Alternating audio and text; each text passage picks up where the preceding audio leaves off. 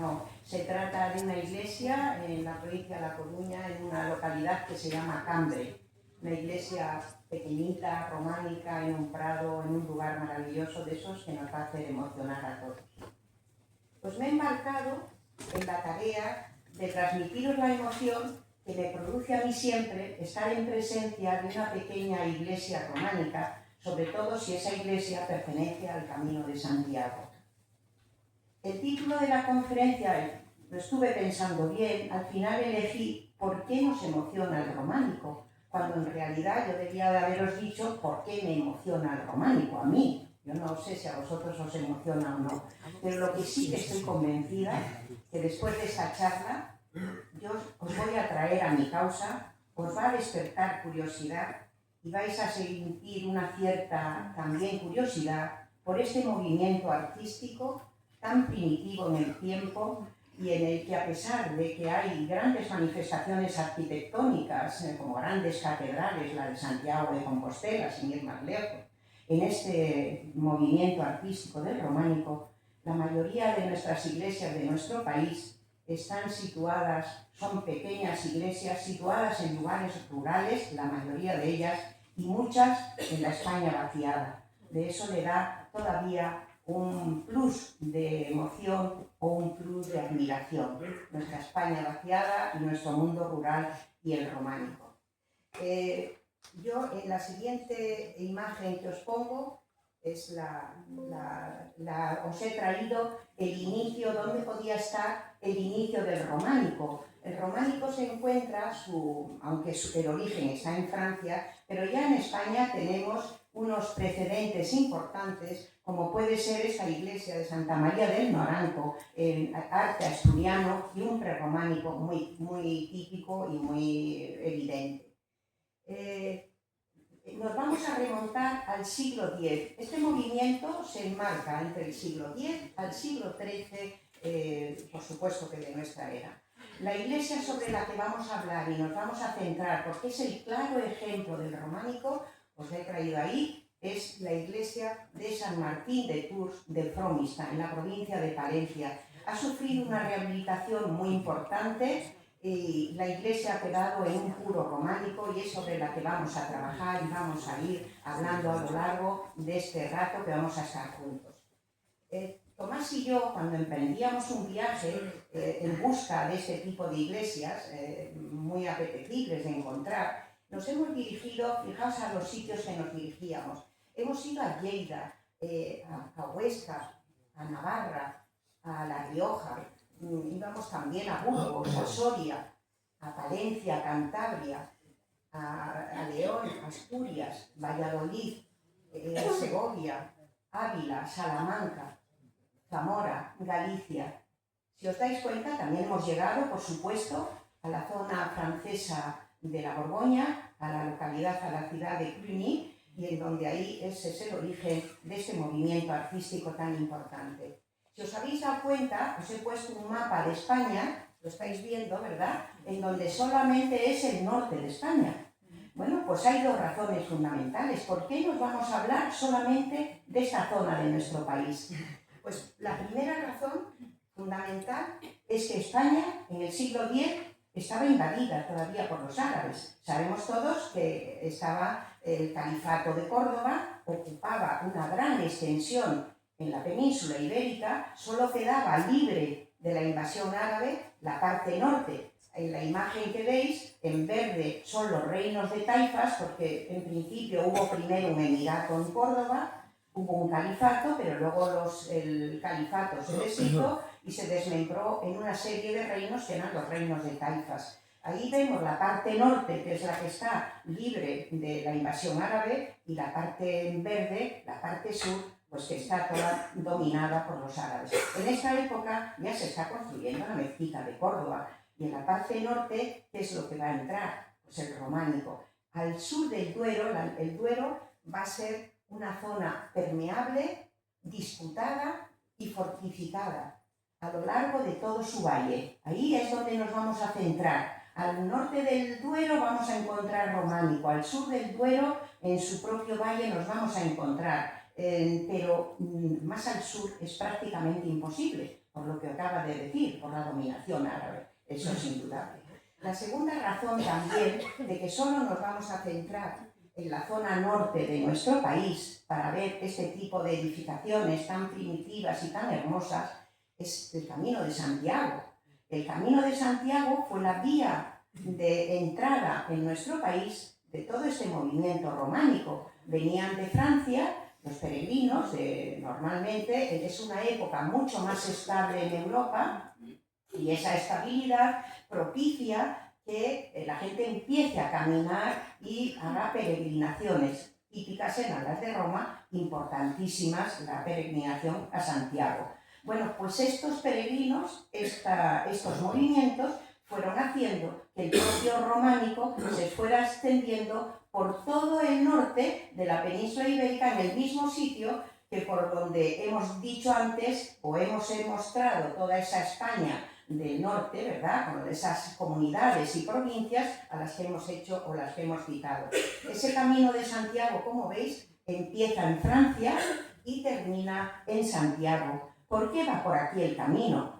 Hay otros caminos, indudablemente, pero este es el típico camino, el francés que llamamos, pues porque es también muy claro. Primero, es el camino más lógico de penetración en línea recta. A Santiago, pues es el más normal para llegar. Pero además también en la parte norte, España es muy accidentada.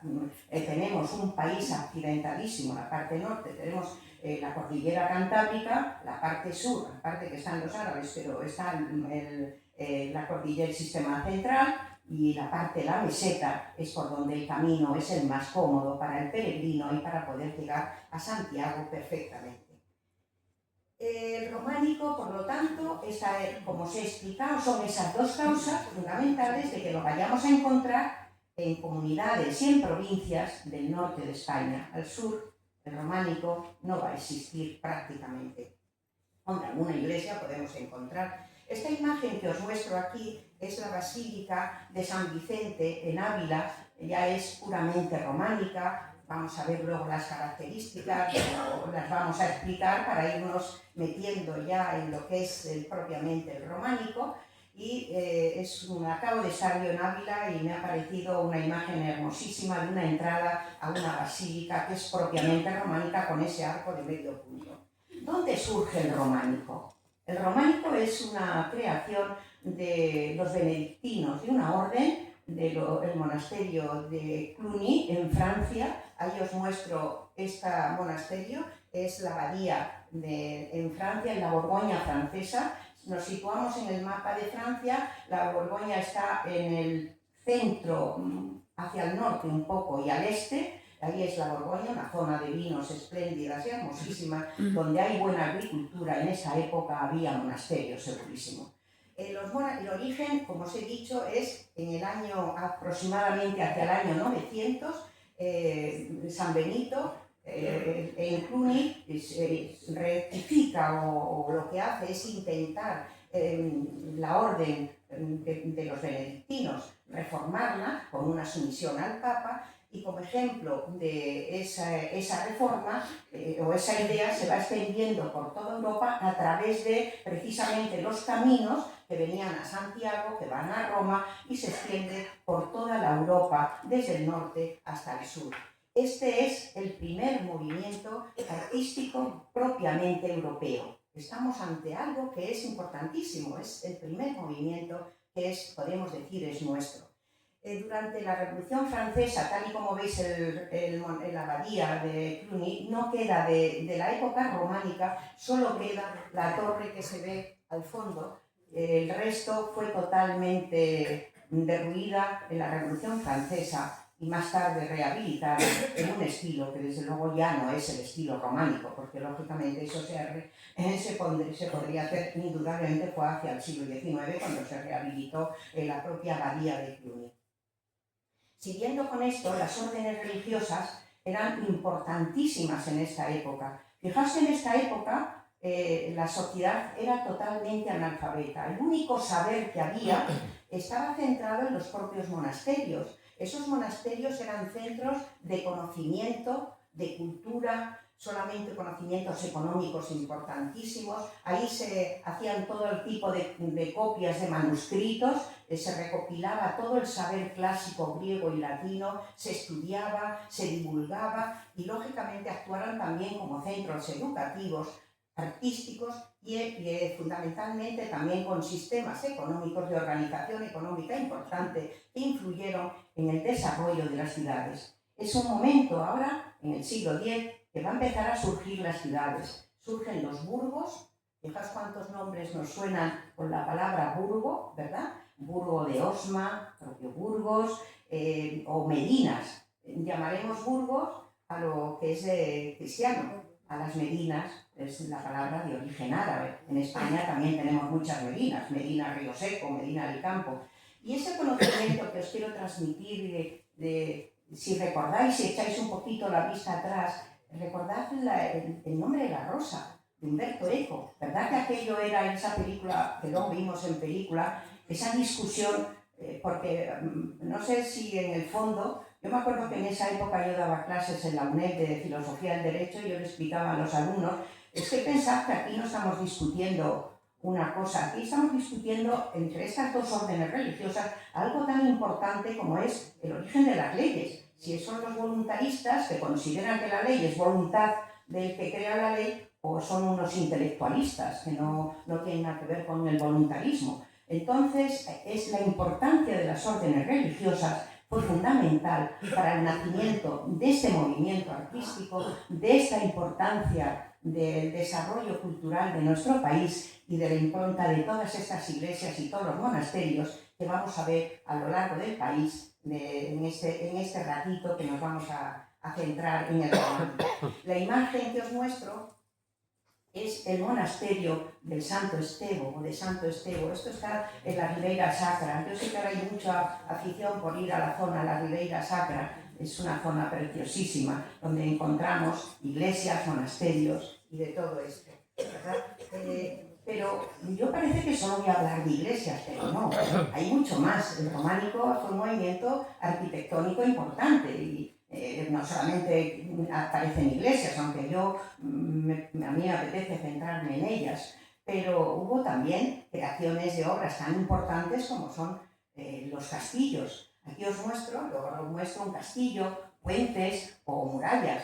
Hay muchísimas ciudades españolas que están amuralladas todavía con restos, por lo menos tenemos restos de murallas de la época románica. Castillos hay muchísimos, fijaos si Castilla se llama Castilla por sus propios castillos y nosotros también tenemos en nuestra zona, también somos zonas de castillos. Es normal, había que defender el país de la invasión árabe, pues había que empezar a ir echando hacia su continente y poder volver a recuperar todo el territorio que habíamos perdido.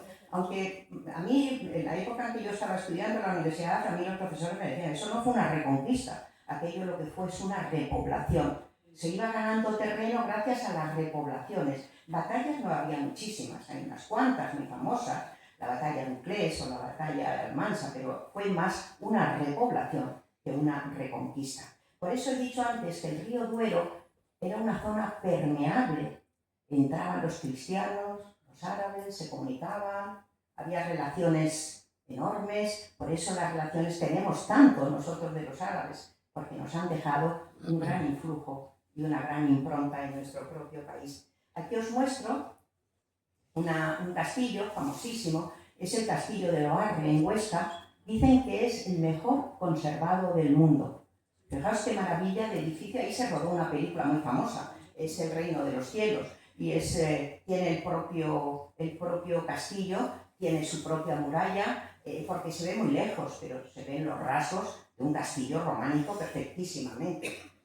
También los puentes eran necesarios, a los ríos había que cruzarlos por medio de puentes. Esta foto la hice yo cuando fui a Besalú, a la zona, a Girona. Esto cruza el río Fluvià. Yo no sé si, me imagino que lo conoceréis más de uno, pero es de una belleza increíble. El puente, el torreón que tiene, hay muchos puentes románicos en nuestro país. Yo he escogido este porque tenía la imagen, pero vamos, podíamos haber puesto otros muchos. Y por supuesto murallas. Ávila pues es la ciudad española que tiene una muralla románica, aunque se terminó ya en estilo más gótico, pero el inicio toda ella románica. Es que Ávila es una ciudad española que tiene totalmente amurallada su ciudad, que no es la única. O sea, tenemos a Lugo. Lugo es una preciosidad de ciudad, pero no románica. Lugo es romana. Mi hermana, que es muy galleguista, siempre dice, es mejor la de Lugo porque Lugo es romana y esta es románica. Son 10 siglos de diferencia. Yo creo que las diferencias son, pero vamos, cada una en su estilo, pero son dos maravillas que tenemos en nuestro país y dignas de admirar. La imagen la he sacado yo también la semana pasada, que estuve en Ávila, y la verdad es que merecía la pena esa visita a esa ciudad medieval, y además dentro de la ciudad veías a castillos, palacios, aparte que es una ciudad como muy santificada. Ahí tenemos a Santa Teresa y a San Juan de la Cruz, ya solo por eso ya merece la pena la visita a Ávila. Bueno, pues la época del románico, en su origen y llegada a España. En España, por supuesto, hemos dicho que se forman hacia finales del siglo X y el comienzo del siglo XI. Es un estilo uniforme que llega hasta el siglo XIII y lo vamos a encontrar. El mapa que os he puesto para que veáis que por toda Europa, es decir, no es algo nuestro ni de Francia, lo encontramos por todas partes, desde Noruega lo podemos encontrar no hasta el sur de España, llega hasta Portugal y hasta el Duero. Ahí para abajo no va a pasar el románico. El románico luego sí, el gótico ya bajará, pero el románico lo vamos a dejar ahí perfectamente. Bueno, pues ahora ya nos vamos a adentrar en lo que es la arquitectura del románico. ¿Vais siguiendo bien la conferencia? ¿Sí? Lo vamos, ¿Os resulta? ¿No es? ¿Vale? Bueno, vamos a hablar de la arquitectura románica, que es a donde yo quiero llegar, y voy a llegar a la iglesia románica. Porque además viajamos mucho, hoy día todo el mundo viaja y todo el mundo se enfrenta a una iglesia, y si uno sabe de qué va aquello, a qué obedece, pues uno disfruta más y lo entiende mejor, y cuando viaja, pues viaja con más alegría, ¿verdad? Pues la arquitectura es fundamentalmente religiosa, crea un tipo de templo que es abovedado, ya lo vamos a ver, la bóveda, y que se va a prolongar en el tiempo hasta la época contemporánea. Me diréis, una iglesia románica hasta época contemporánea. Bueno, lo que me refiero es el tipo de iglesia. Una iglesia que vamos a ver de cruz latina, eso lo vamos a ver hasta épocas muy recientes. Fijaos, cuando en Madrid le encargan al arquitecto Chueca Goitia la iglesia, la Catedral de la Almudena, pues la planta de la iglesia es la misma que esta, del siglo X, de las románicas. Es decir, en la época románica, los arquitectos crean un tipo de templo que va a ser el modelo que se va a seguir en toda Europa, el románico, el gótico, el renacimiento, el barroco, el neoclásico, hasta época reciente, o actualmente ya no. Para mí, la obra que marca y que rompe totalmente con esto es Le Corbusier. Si alguno conoce a Ronchamp, en Le Corbusier rompe completamente con este tipo de iglesia que no tiene nada que ver. No sé si conocéis más de uno esta iglesia, pero es un viaje, merece la pena. Luego ya os contaré una pequeña anécdota sobre Ronchamp. Hablar de arquitectura es hablar fundamentalmente de un espacio. En la obra de arquitectura es saber ver la arquitectura. Bruno Cevi defiende que la arquitectura debe interpretarse a través de la experiencia del espacio interior, en lugar de ser juzgada superficialmente por su exterior, como si fuese una escultura o una pintura. Es decir, entrar en la iglesia, entrar en el espacio. La arquitectura es fundamentalmente espacio. Aquí veo arquitectos y seguro que corroboran conmigo lo que estoy diciendo. Lo que tenemos que ver es el espacio. No tenemos que fijarnos si una pintura o si la iglesia tiene. No, vamos a ver cómo es ese espacio que crea el arquitecto en la época del románico. El libro que os pongo es un libro clásico de arquitectura, se titula Saber ver la arquitectura. Conocer una iglesia, pues vamos a verlo ahora, lo desentrañaremos, pero os voy a comentar que predominan los muros, hay muy poca luz, la planta es de cruz latina, los arcos son de medio punto, la bóveda es de cañón, columnas y capiteles. Todo esto ahora lo vamos a ver con calma. Para que veamos, entramos en una iglesia románica, lo primero que nos va a llamar ese espacio es que hay un espacio en donde hay muchos muros y unas ventanitas muy pequeñas, apenas si hay luz. Porque lo que quería era el recogimiento, crear espacios para la oración o el recogimiento. Aquí tenemos un ejemplo clarísimo de lo contrario que es esto. Si vamos al ayuntamiento, todos pensamos en nuestro ayuntamiento, una obra excepcional de nuestra ciudad, hay un predominio clarísimo del vidrio de las ventanas, apenas hay muros. En cambio, en este tipo de arquitectura, pues lo que predomina son los muros. Esta imagen que os muestro, ya tenemos la iglesia Santa María la Real de Aguilar de Campoo. Veis a Tomás deambulando por el espacio, apenas arriba un ventanuco. Eso se llama una saetera, es una pequeña abertura en el muro por donde entra escasísima luz y la luz que se refleja es totalmente artificial. La siguiente característica fundamental del románico, por eso lo reconocemos todos, es que tiene una planta de cruz latina. La cruz latina es el símbolo religioso más importante que tenemos, sobre todo en el mundo occidental. Tiene un brazo más largo, ¿verdad? Es por donde discurre la nave principal, luego suele haber otras dos naves laterales, más pequeñas, pero es una nave más larga. Tiene otra nave, otra cruz que la corta al medio, no al medio, es más cerca del altar, en donde se juntan, es el tercero y a eso se le llama el transepto. Bueno, es el típico símbolo del cristianismo. Vemos la imagen al fondo, ahí tenemos una planta de cruz latina, las iglesias románicas nuestras, y la cruz griega. La diferencia es que la nuestra, los brazos son distintos, más pequeños los que tenemos arriba, laterales, y en cambio de la nave central es más largo, es como la cruz que llevamos todos y nuestro símbolo que todos tenemos.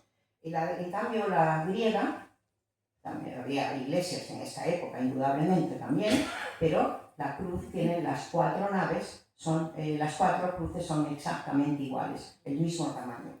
Bueno, pues ahí tenemos la planta, esto es Santiago de Compostela, la planta de cruz latina, clarísimo de ver, ¿verdad? Es una cruz, no hay ninguna duda. También se reconoce por los arcos de medio punto. Esos arquitos los vamos a ver en todas las iglesias románicas, en el interior y en el exterior. Al lado os muestro un arco ya apuntado, gótico, porque va a cambiar. Todavía no, pero cuando venga el gótico, eso ya hace que el espacio va a cambiar completamente la arquitectura por medio de esos arcos. Ahí los arcos, la siguiente característica es que llevan unas bóvedas que se llaman bóvedas de cañón. Las bóvedas, ahí tenéis la imagen en la iglesia de San Martín de Tours. Es una iglesia que he escogido como símbolo porque el románico desde luego queda reflejado perfectísimamente en esta iglesia, muy rehabilitada, muy bien acondicionada, pero queda un románico puro en la misma. Como la bóveda ejercía una presión muy fuerte sobre los muros y sus cargas, lo que hacían para evitar la carga, que no se deformara la propia iglesia, lo que hacen es en la parte de fuera de las iglesias colocar unos contrafuertes, que es que también es muy típico de todo lo románico, los propios contrafuertes. La imagen del medio es la iglesia Santa María del Sar en Santiago, que no sé si la conocéis, pero es que tiene, como no le habían puesto los contrafuertes, tiene completamente inclinados los laterales y al final tuvieron que colocar contrafuertes porque la iglesia se venía abajo. También son capiteles muy importantes en esta época, capiteles muy adornados, y ahí veréis una imagen de un capitel que es servían estas imágenes en las iglesias pues colocaban imágenes de dogmas cristianos o escenas, en este caso, pues ahí tenéis los Herodes, ¿verdad? Y los santos inocentes. Se refleja perfectamente en ese capitel que es de la iglesia o la ermita de Santa Cecilia en Palencia. Poca decoración. Las iglesias son muy sobrias, un Cristo, en este caso el de Ayariz, la iglesia de Ayariz, Santiago, es la iglesia de Santiago de Ayariz, es una imagen en madera, normalmente son maderas o es en piedra, o una virgen, poca más decoración. Eso sí, las iglesias románicas solían estar pintadas, estaban decoradas con frescos y eran muy frecuentes. En estas imágenes que les muestro, la primera que vemos aquí, eso es ¿cómo se llama? San Isidoro de León, que llaman la Capilla Sistina del Románico. Si la conocéis, desde luego es algo maravilloso de ver, y si no, pues bien merece la pena un viaje a conocerlo. Y esta es otra pintura, el Pantocrátor. Esto ya pertenece a Lleida, la zona del Boí, la Val del Boí, ¿verdad? Tiene las pinturas. Lo que ocurre es que estas pinturas las han trasladado al Museo de Arte de Cataluña, no lo sé por qué, dicen que para preservarlas mejor, pero vamos, yo entiendo que las cosas debían de quedar en su sitio. También hay otros muchos frescos que están en el Museo del Prado y se han quedado y otras también en América, porque estos son auténticas joyas que las han llevado a muchos museos y nos hemos quedado sin ellas. Los materiales que se empleaban en el románico fundamentalmente estamos en la España del Norte. La España del Norte España tiene tres tipos de suelos: la España granítica, la España caliza y la España arcillosa. Volcánica solo tenemos una pequeña parte en Olot, el resto, o las islas Canarias, perdón, el resto, por lo tanto, si hay granito es donde está el románico extendido, pues va a ser piedra, sillares o sillarejos. También hay algunas zonas que puede estar ladrillo o argamasa. Solamente hay una iglesia en España que es hecha en mármol, la única. Una pequeña iglesita en Lugo, es la iglesia de San Pedro de Cid, una provincia muy cerquita de Quiroga, la única que hay en España. En cambio, por ejemplo, en Italia es muy frecuente que las iglesias sean en mármol. En la parte norte no es frecuente encontrar tampoco mucho mármol en nuestro país. La iglesia por fuera se caracteriza por esos arcos de medio punto, ¿verdad? Con las dovelas, generalmente muy decoradas, todas las iglesias, pero si hay una portada que llame la atención y que a todos nos emocione, pues es la entrada con arcos de medio punto, el Pórtico de la Gloria de Santiago de Compostela. Este pórtico fue rehabilitado, se habían perdido las pinturas, recientemente, hace unos pocos años, 4 o 5 años, han vuelto a restaurarse. Ahora se pueden ver, yo ya las he conseguido ver en esplendor, todo su esplendor pintadas. Hay 3 puertas de entrada. Sabemos que delante tenemos la puerta del Obradoiro, porque fue ya de construcción posterior. Pero bueno, al fin y al cabo, una vez que entras puedes ver el Pórtico de la Gloria. Hay 3 entradas porque se corresponden con las 3 naves que tiene la iglesia. En el centro hay un parteluz donde está Santiago, y ahí es donde ponemos las manos todos, sobre todo cuando hemos sido pequeños, para darnos el corrón, entrar en la iglesia de Santiago. Os muestro una de las imágenes que tenéis aquí. Ahí es el profeta Daniel. Ya muestra un rostro mucho más natural, ya con sonrisa, ya indica que vamos a entrar en una época ya más entrando en el gótico, ya alejándonos del románico. El arquitecto de esta obra era el maestro Mateo. El maestro Mateo es, como decía ahora mismo, pues yo qué sé, Norman Foster o de los españoles Moneo, por ejemplo, o Chiperfiel, o uno de estos grandes. El maestro Mateo se colocó se hizo una imagen, una escultura en la puerta principal, en el Obradoiro, en el Pórtico de la Gloria, y se lo afeó el obispo. No le parecía bien que entre tanto santo, imágenes de Dios, de Cristo, Pantocrátor, los profetas, que se colocaran. Entonces lo que hizo fue ponerse por la parte de atrás y dejó escrito Maestro Mateo, arquitecto, ¿vale? Sabemos que la obra es él. Arriba tenemos otro pórtico que es el de la iglesia, la catedral de Ourense, también de una gran belleza y de fáciles. También por la iglesia se reconoce por la parte de atrás porque tiene unos ábsides. Mirad ahí, cuando la iglesia solo tiene un altar hay un ábside. Ese ábside, el primero que os muestro, es la iglesia de San Pedro de Tejada en el Valle de Valdivieso. Existe el Valle de Valdivieso o Valdivieso, en la provincia de Burgos. Es un topónimo, mi apellido. Es un valle digno de ir a verlo, lleno de iglesias, de lugares hermosísimos, francamente preciosos, donde hay pequeñas iglesias donde te las encuentras, donde menos te lo puedes imaginar. Es un solo ábside. ¿Veis la parte de atrás, verdad? De la iglesia, la que veis a vuestra derecha, ¿no? Sí, derecha.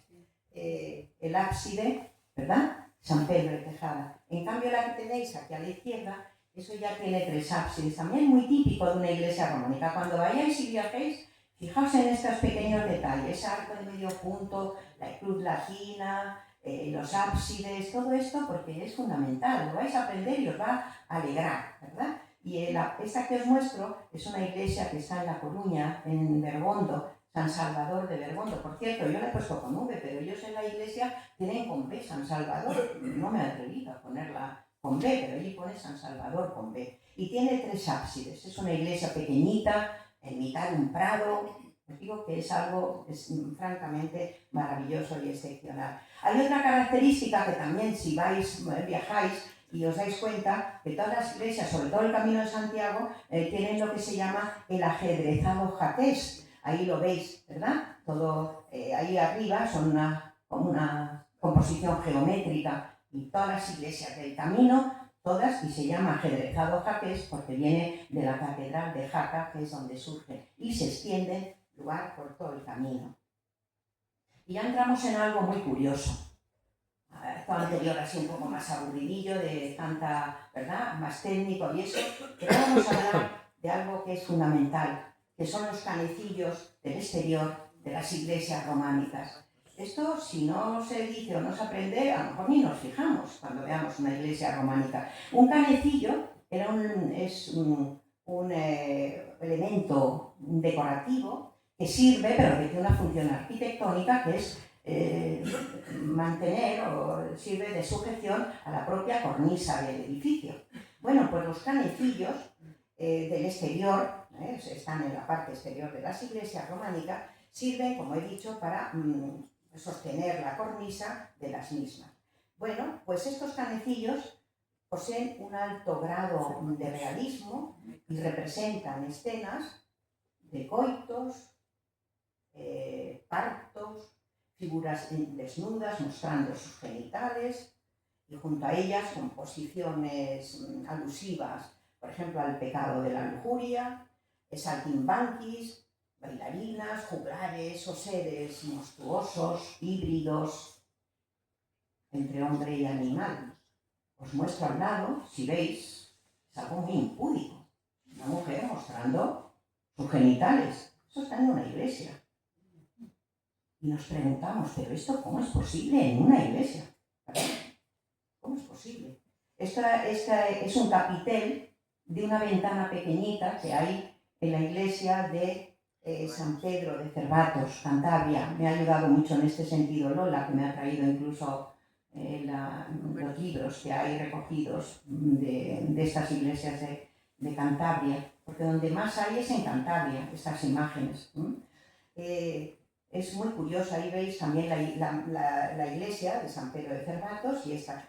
Y entonces aquí nos preguntamos, ¿cómo es posible que en una iglesia existan estos elementos decorativos tan promiscuos o tan, no, promiscuos, perdón, no sería la palabra, tan sexuales o tan eróticos? La palabra más clara sería más eróticos, ¿verdad? Sí, ¿por qué? Pues hay un libro, yo he encontrado, estudiando el tema, cuando iba a preparar la conferencia, me hacía ilusión conocerlo. El libro se titula El sexo en tiempos del románico. La autora es Isabel Mellén. Esta es una investigadora, es de la Universidad del País Vasco, está investigando la impronta de las mujeres precisamente en el románico. Bueno, ella da por qué existe, ¿no? Porque es muy llamativo que en una iglesia nos encontremos lo que hemos visto, y ahora veréis escenas todavía mucho más provocativas, que esto parece una página, una charla porno. Pues no, va sobre iglesias. Esto va sobre iglesias cristianas de la época medieval.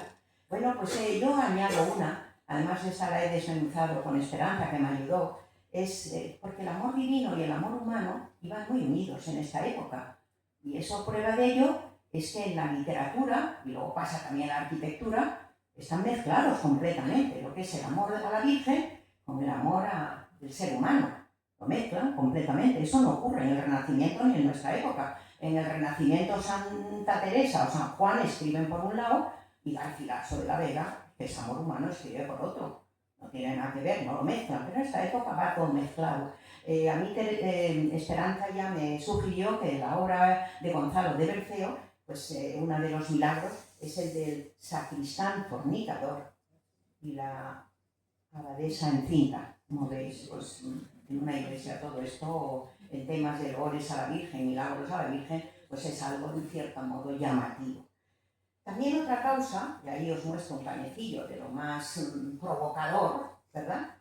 Yo no sé si siento un cierto vergüenza, un cierto pudor. La liberalidad en las prácticas humanas entre sexuales. Se lleva esto a la arquitectura y a la decoración de capiteles, dovelas y especialmente a los propios canecillos. Estas imágenes se reproducen fundamentalmente en el exterior de la iglesia, pero vamos a encontrar también en la propia iglesia, en el interior. Os voy a mostrar una pila bautismal con escenas completamente eróticas. Un hombre y una mujer haciendo el amor, que no es solamente hombre y mujer, pueden ser dos hombres, dos mujeres, todo tipo de relaciones sexuales están en los propios canecillos.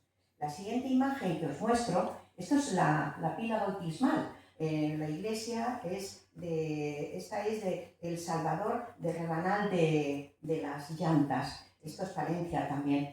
No, Cantabria me parece, me he equivocado, es Cantabria. La pila bautismal representa a un hombre y una mujer haciendo el amor. Al lado está la alcahueta y al otro lado el proseneta. Están los cuatro, amor y compañía, el hombre y la mujer. Perfecto, además pila bautismal dentro de la iglesia. Muy curioso todo, ¿verdad? Bueno, y otros más canecillos y dovelas, no solamente los cabiecillos, los capiteles, en las dovelas, que son los arcos que van, los arcos de medio punto que se van reproduciendo. Ahí tenemos una de un castillo, es en la iglesia de un castillo, es un pueblo de las 5 villas de Zaragoza, la provincia de Zaragoza, si lo conocéis, un castillo. Y hay otro canecillo completamente erótico, es un hombre, con el pene, y es el canecillo de la iglesia de San Martín de Lines. Esto es Cantabria también. El arte del románico, esa mezcla de lo sagrado con lo profano. Fijaos cuando veáis, que seguro que vais a encontrar, porque hay muchísimos canecillos. Desde luego se lleva la palma Cantabria, pero hay muchos lugares. Tampoco es extraño, porque el arte clásico, griego, latino, pues también había reproducciones eróticas en las manifestaciones escultóricas y pictóricas, o sea que tampoco es raro. Bueno, una vez que hemos analizado todo esto, pues yo me voy a adentrar un poco en el camino y tomo el cielo como ese patrimonio más antiguo de la tierra. El camino es ese lugar, porque todo esto hemos dicho que penetra gracias al camino de Santiago, ¿verdad? Por eso estamos hablando, vamos a hablar del camino. Es ese lugar de penetración del románico que nace con un significado espiritual religioso, pero hoy en día lo entendemos más bien como un viaje al autoconocimiento. Es un viaje entendido también como una superación personal. Eso nos podría hablar cuando terminemos, que hay, yo sé, aquí personas que han hecho el camino. Está Pepe, mi vecino, que es un amante del Camino de Santiago. También yo, que he hecho un poco del camino, para mí era casi como una proeza, me pareció, cuando lo hacía. Pero muchas veces también es una conexión con la naturaleza o desconexión de nuestros problemas y de nuestro mundo. Y aunque nos acompañamos de GPS y de muchas indicaciones que hay por todo el camino, no vamos a perder la Vía Láctea, que es el cielo, como el patrimonio más antiguo que tiene la Tierra, que nos acompaña desde el primer momento y que es que ese camino va a Santiago. La Vía Láctea nos lleva al camino de Santiago, al propio Santiago. Bueno, pues este es el camino que os muestro. Este es un familiar haciendo el camino por la meseta castellana en verano, ya el trigo está recogido y la pobre se tiene que parar porque un rebaño de ovejas asalta el camino y no puede continuar. Espera un rato y luego se emprende. Esa viajera del camino lo hace en bicicleta, empieza el primer día arriba en Roncesvalles y nos llama por teléfono y dice: yo es imposible, si yo no he montado mi vida en bici, yo esto no lo voy a poder hacer, 1000 kilómetros, pero ¿cómo voy a hacer yo? Y pues llegó a Santiago, yo fui a recogerla a Santiago. Fueron capaces de hacerlo, de seguido, no sé, fueron 10 días, una cosa así, y lo hicieron perfectamente. Bueno, pues seguimos, y os voy a contar ahora una serie de curiosidades del románico, un poco menos agobiante o menos científico. Y os voy a decir que no sé si sabíais que la ciudad de Zamora, con una población de 60.000 habitantes, es decir, más pequeña que Benidorm, es la ciudad europea y por lo tanto del mundo mundial que tiene más iglesias románicas. Zamora tiene 20 iglesias románicas para una población de 60.000 habitantes. En Palencia, ¿sabíais que Palencia es la provincia con más románico de España, seguida de Ourense? En Palencia hay un radio de 30 kilómetros que tiene más de 200 muestras de arquitectura románica. Y sabéis que la Val del Boí y sus iglesias románicas fueron declaradas Patrimonio de la Humanidad. Tampoco se puede uno perder esa zona. Yo muchas veces, cuando emprendíamos estos viajes que os estoy diciendo, muchas veces a mí me apetecía, a lo mejor decir: Tomás, pues vamos a Viena. Y decía Tomás: ¿pero cómo me voy a ir a Viena si yo no conozco la Val del Boí? ¿Cómo me voy a ir si no conozco el Valle de Valdivieso? ¿Pero cómo me voy a ir? Y por encima de todo siempre era el románico y siempre apegado a este terruño. Hay muchas más cosas para ver, indudablemente, pero los que hemos vivido con esa cosa, llevamos muy dentro. Bueno, otra curiosidad del románico, muy importante. Tenemos a un gran estudioso para la zona de Cantabria, que es García Guinea. He tenido yo los tomos que me ha facilitado, aunque es una recopilación, pero es fundamental la recopilación que hay de todo el románico en 77 tomos. Fijaros lo que es. Esta es una conferencia de una charla de una hora. Pues hay 77 tomos, es para perderse sobre el románico. Peridis, una vez fue el que rehabilitó, él es arquitecto, me imagino que lo conoceréis, tiene también unas viñetas todos los días en el país. A Peridis un día fue este señor Sebastián Bataner, que fue... yo estos días de casualidad estaba leyendo el periódico el otro día, me veo la necrológica, que no sé qué hago leyendo una necrológica, pero bueno, me pongo a leerla y ya veo que la firma Peridis. Y entonces Peridis habla de este personaje, Sebastián Bataner. Sebastián Bataner era el presidente de Caja Duero. Gracias a Caja Duero, que no lo financió luego él, pero sí que a Sebastián Bataner se ha recopilado todo el románico español en 77 tomos, que es lo que, si alguno siente más curiosidad, pues tenemos para poder estudiar y informarnos bien de este movimiento artístico tan importante. Y yo ahora quiero, después de todo lo que hemos hablado, creo que ha llegado el momento de deciros, porque no sé si vamos bien en hora, me imagino que sí, ¿verdad? Las 10:17, vamos bien, ¿no? No sé, sí, vamos bien. Después de haberos hablado de toda la arquitectura románica, de los arcos, de los gruesos muros, de la escasez de luz, de los ábsides, de los capiteles, de los canecillos, ha llegado el momento de que yo os explique, porque a mí me emociona o me entusiasma el románico, que creo que se me nota que me entusiasma el románico. Aquí la iglesia que os he puesto, no quiero pasar de ella, porque es una iglesia que está muy ligada a mi familia. Eso es de la provincia de Valladolid, es su dueña, es al ladito del pueblo donde nació mi padre. Es la iglesia de Nuestra Señora de la Anunciada. Es el pueblo que dicen que más librerías tiene en España. Es un pueblo muy curioso, es un pueblo precioso, de plena Castilla, ya tirando más a la zona de León, pero francamente hermoso y precioso. Y esta iglesia, pues ahí tenemos todos los ingredientes de un románico. Vemos contrafuertes, los arcos de medio punto, tenemos de todo. Bueno, pues una vez es la emoción que se siente, es como primero diría yo, la primera es como seña de identidad de Europa. Eso es muy importante, por eso emociona, entre otras cosas. Una vez le preguntaron a Peridis, arquitecto e ilustrador, por su interés por el románico, que desde luego tiene todavía más emoción y más interés que yo. Y entonces él contesta a la pregunta, dice, el románico somos nosotros cuando éramos niños, como sociedad. El idioma que se creó entonces era románico, mirando a Roma. Es un arte con paisajes, arquitectura, escultura, pintura. Es una de las grandes creaciones de la humanidad. Es nuestra primera seña de identidad como europeos. Es lo que dice Peridis y yo creo que en todo ello estamos muy de acuerdo, ¿verdad? Bueno, pues a mí me causa emoción mucho, pues porque es un arte de arquitectura, es modesta, hay grandes catedrales, ya lo hemos dicho al principio, generalmente de dimensiones humanas, son pequeñas iglesias. Ante la elevación del gótico o el ampuloso del barroco, el románico es un arte a escala humana, es pequeña. Esta imagen que os muestro, Santa María de Unate, los que hayáis hecho el camino, habéis pasado por ahí sí o sí, eso es Navarra. Es una iglesia típica del camino, es en planta octogonal, tiene también ese pórtico por delante de la propia iglesia, muy curioso, y es toda ella. Tomás, cuando veía estas iglesias, siempre decía, el románico susurra, el románico no chilla, como va a chillar luego el barroco. El románico susurra.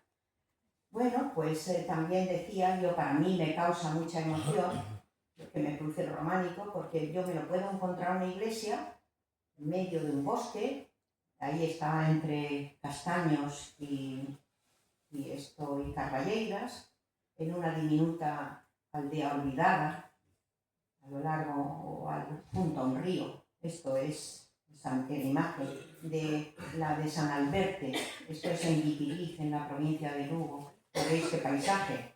Tú vas, no conoces, no sabes lo que te vas a encontrar y de pronto te encuentras esto y la verdad es que te emociona porque es algo francamente hermoso y bello. También porque el románico está muy cerca de la naturaleza. Yo creo que estamos en un periodo de vida que tenemos mucha inclinación, es nuestro nuevo Dios, la naturaleza. Todos alabamos a la naturaleza. Es el arte, mayor unión con la montaña y la naturaleza. Ayuda al recogimiento, a la introspección. Esto que os muestro es un pequeño monasterio en Cabeiro, foto facilitada ahí por mi primo Carlos. La iglesia es el monasterio de San Juan de Cabeiro. Esto pasa también el Camino de Santiago, pero el camino inglés pasa muy cerca. Ahí se pasan por las fragas del Eume, es una maravilla de paisaje, de verdad que es idílico, y luego empieza a subir una pequeña montañita pequeña, y te encuentras al final de ello este monasterio de Cabeiro y te rindes a la emoción, o la emoción te embarga. Indudablemente, pues luego ves un valle hermosísimo y precioso, al fondo del valle el río Eume, el nombre que da a la ciudad de Pontedeume, la provincia de La Coruña, y es muy hermoso. A mí también me produce emoción, pues porque el simbolismo de sus esculturas, ya sean figurativas, geométricas, y aquí os traigo de la Catedral de Ourense, pues porque empezaba la fiesta, empezaba el gaiteiro a tocar, ¿verdad? Es hermoso, ¿verdad? Ese reflejo de lo que llevan a las propias iglesias, lo lúdico, lo festivo. Por sus pinturas, ¿verdad? ¿Qué pinturas? Unas son las del Naval de Boí y las otras pertenecen a la ermita de la Vera de la Cruz de Maderuelo. También esto a mí me produjo una de las emociones más grandes que he sentido yo con la arquitectura y el paisaje. Esto es la iglesia de Santiago Apóstol en Villamorón, provincia de Burgos. Bueno, pues un día de comienzos de agosto, Tomás y yo, las playas desbordadas de gente, y no sé qué hacíamos Tomás y yo, en un pueblo de 2 habitantes. 2. La España vaciada absoluta, pero con esta iglesia. Nosotros que estábamos viajando, veníamos por la zona de Burgos, íbamos ya para La Coruña, donde íbamos a pasar el verano, de pronto habíamos salido de un pueblo de la provincia de Burgos, viendo una iglesia gótica preciosa, y un paisano nos dice, no, pues es que hay una iglesia muy cerquita, 2 o 3 kilómetros, vamos, Tomás, que no se perdió una de esas, vamos a verlas y nos encontramos con esta maravilla. Ya es de finales del románico.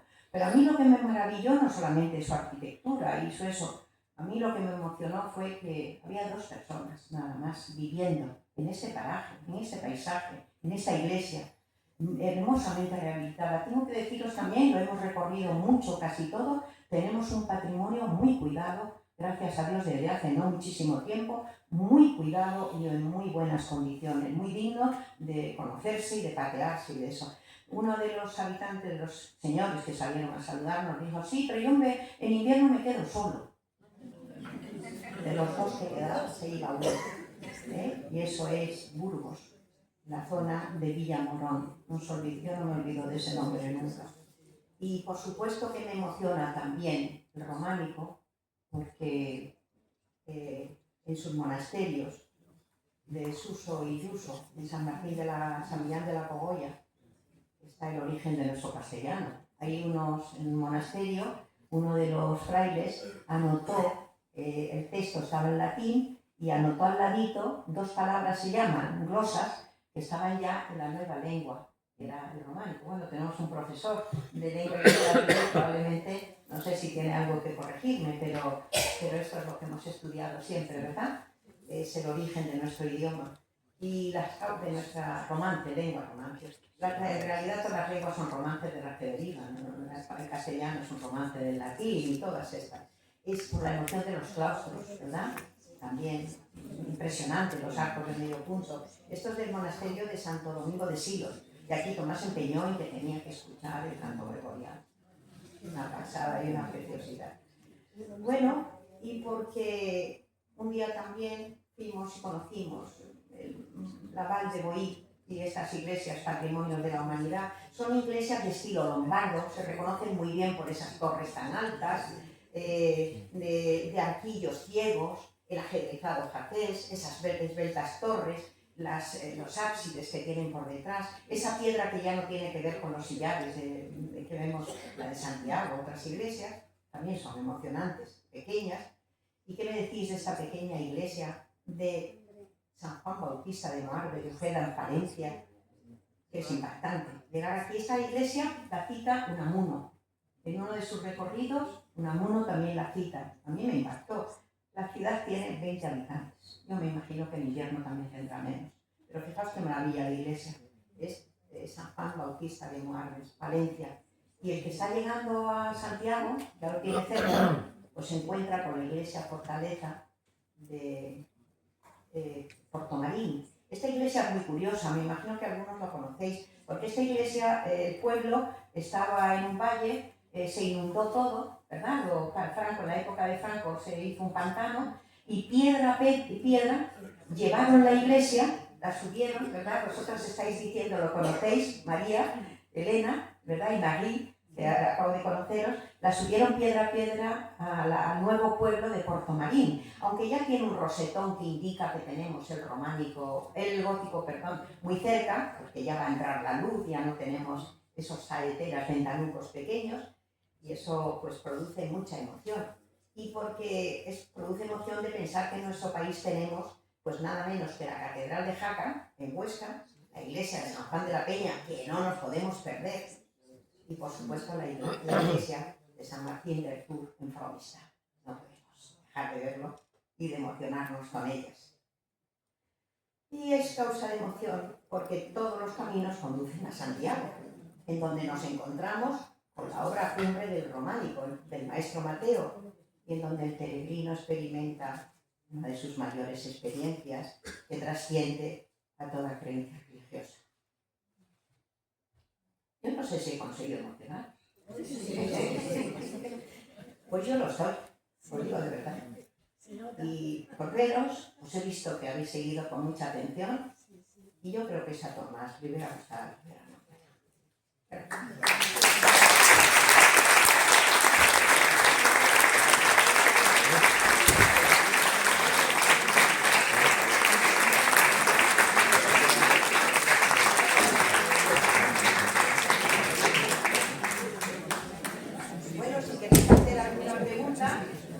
Si os apetece, algo que os haya llamado la atención, no sé si de los canecillos, de algo, alguno que haya hecho el camino, como mi vecino Pepe, del camino, alguien que Marina por ahí, alguien que